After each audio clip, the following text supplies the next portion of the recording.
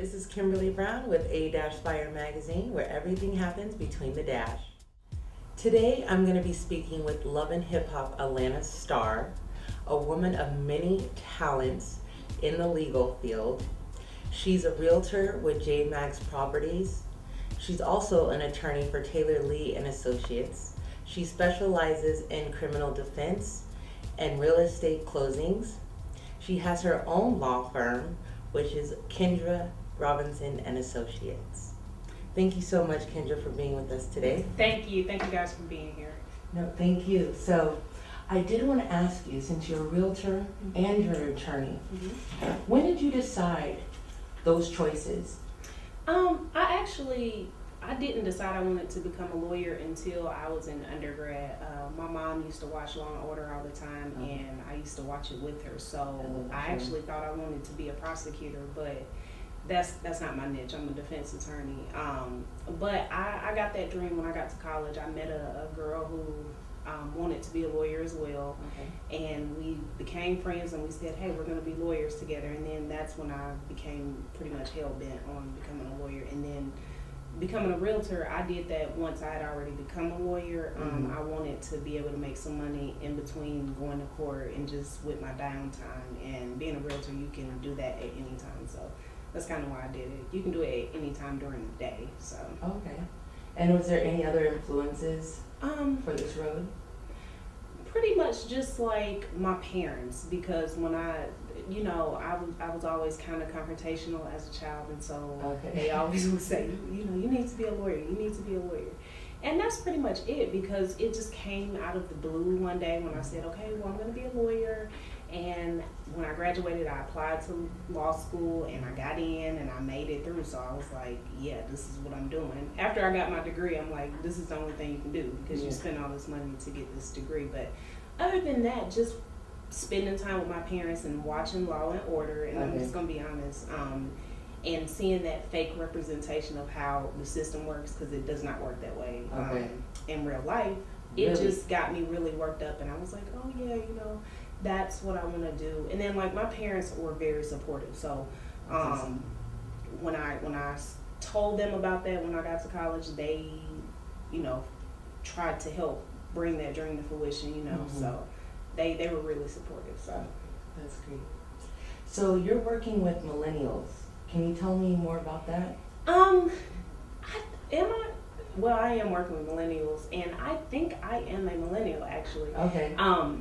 So it's interesting because we are the standout generation. We are the generation that has pretty much changed everything. And when I have the internet and everything. Correct.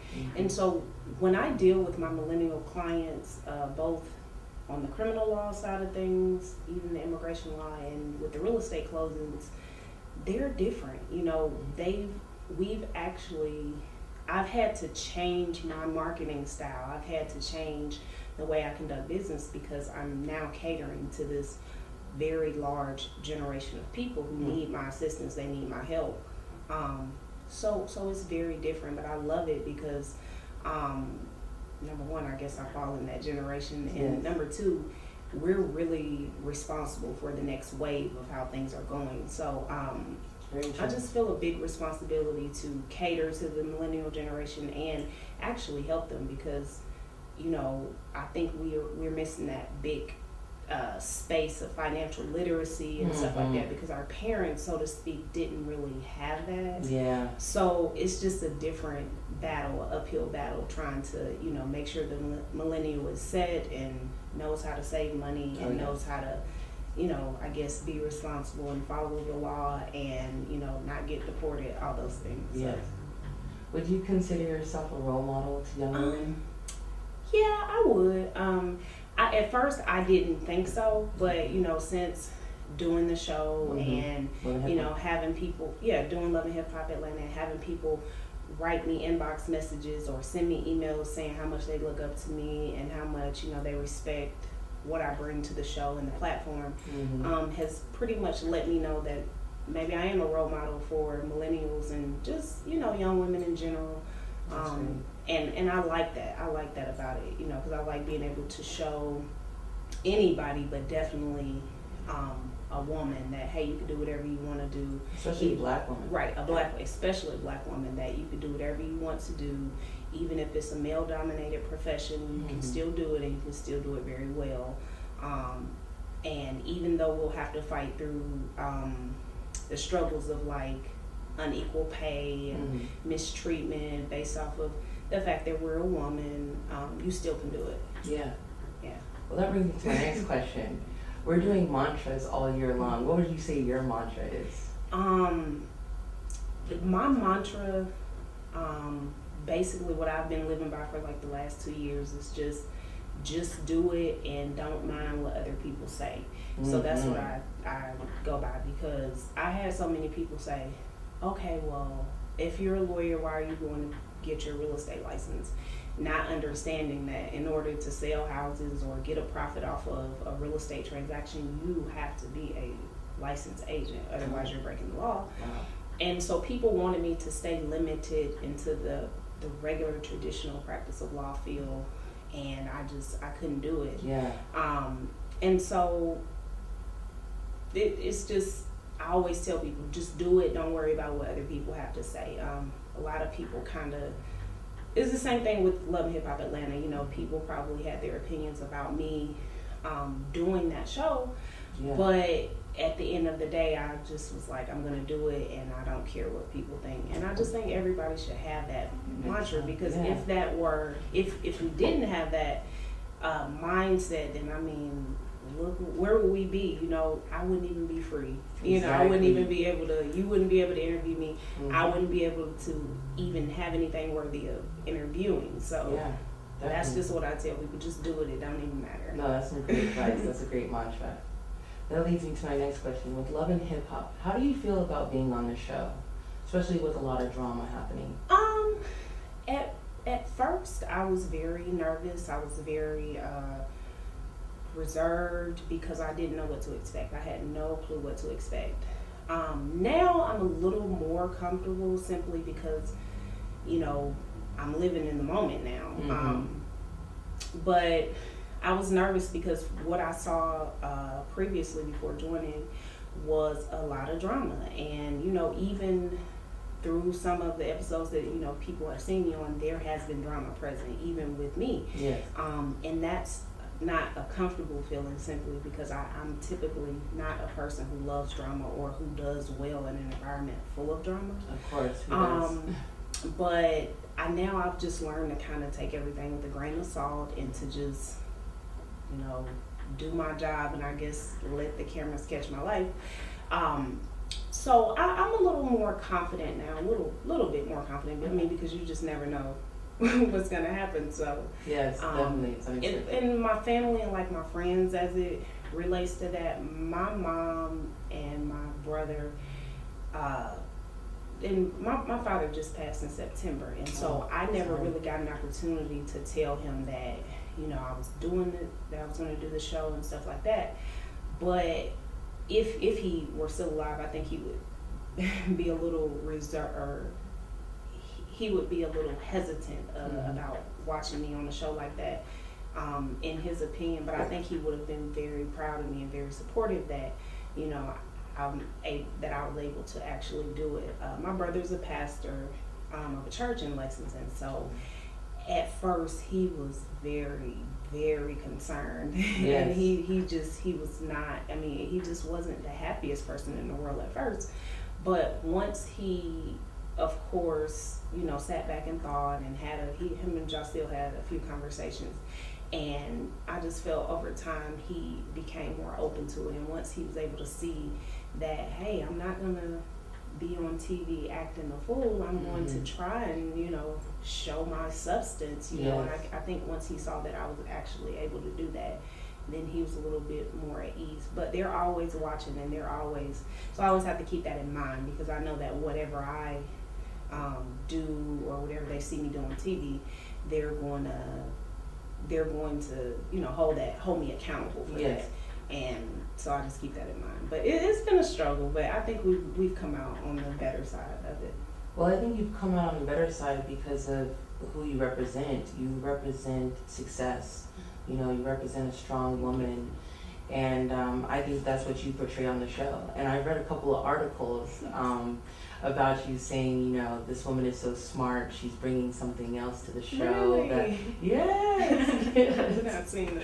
Yeah, there definitely is. Definitely check that out. But yeah, so I do think that you're a role model to young women. Thank you. Yes.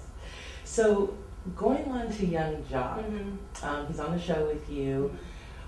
When did you two first meet? Like, how did you guys meet? Can you tell us that story? Yeah, I'm on the show with him, but I met him a long time ago. I met him in 2014, year 2014.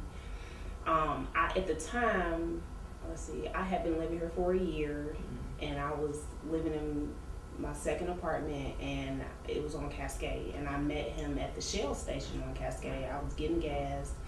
I think I had on like some sweatpants or something like that, so I was just like hurrying up trying to get gas because I was actually on my way to interview at the district attorney's office in Savannah. Okay. And so, you know, he saw me and he pointed at my tire, and I had just previously changed my tire in preparation of going to that interview, and it's 4 hours away in Savannah.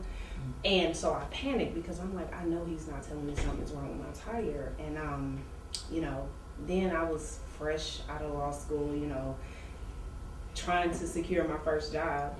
And, you know, I was just like, I can't buy another tire. You know, that's just all I was thinking. And so, you know, we didn't even exchange numbers. He just introduced himself to me, and he told me his name was Jocel. So I was like, okay, you know, my name is Kendra. And we took each other's Instagram handles. Okay. And so we continued to converse on Instagram and stuff like that. And then maybe a week later, I saw him in the bank, which was right across the street from the gas station. And I was like, I keep running into him. Yes. And so then we finally exchanged telephone numbers via Instagram, and then it kind of was a hit from there. Like we didn't really have much time apart from each other after that moment. I mean, we've had some hiccups, some bumps and stuff, but nothing that lasted a significant amount of time. And of course that was like in the beginning when you're learning people and, you know, not necessarily serious and committed. But I literally met him at a gas station on Pump 2 on Cascade. And it's just been, that's just been it since then, you know. And I think a lot of people, you know, people always ask, okay, well, you know, he, you know, look at his life and the timeline, and everybody always wants to know where I fit into the timeline because I guess I met him on the tail end of all the craziness. Okay.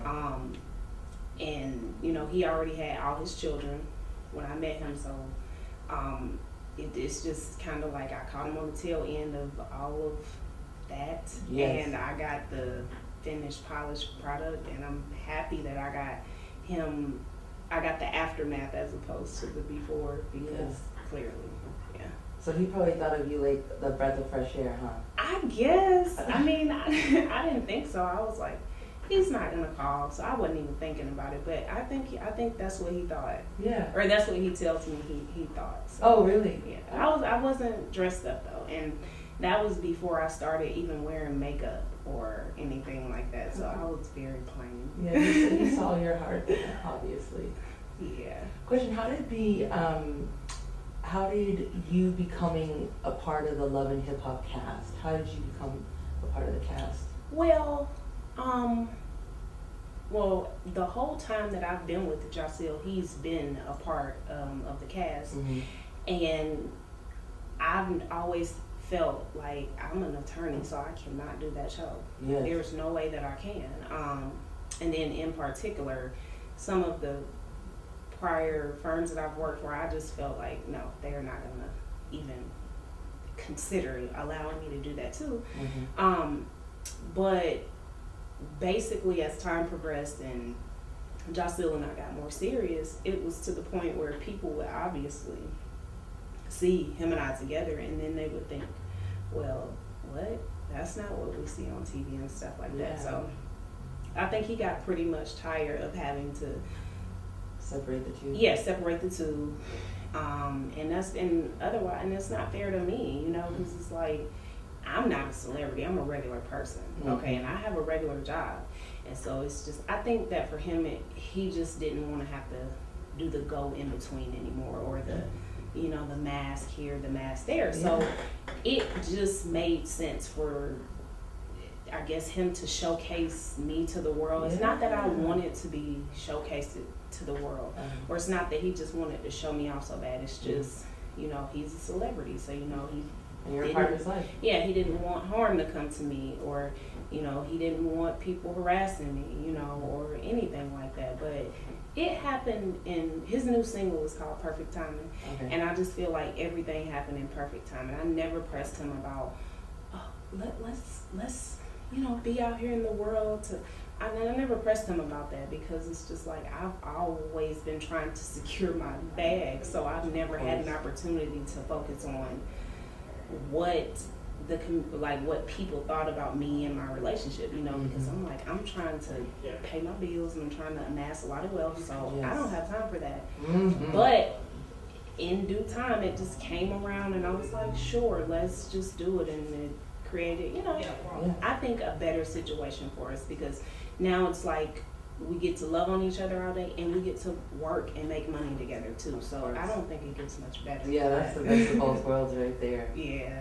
So for my last question, Queen Kendra, what's coming up for you in 2019, and what more do you want to accomplish in life?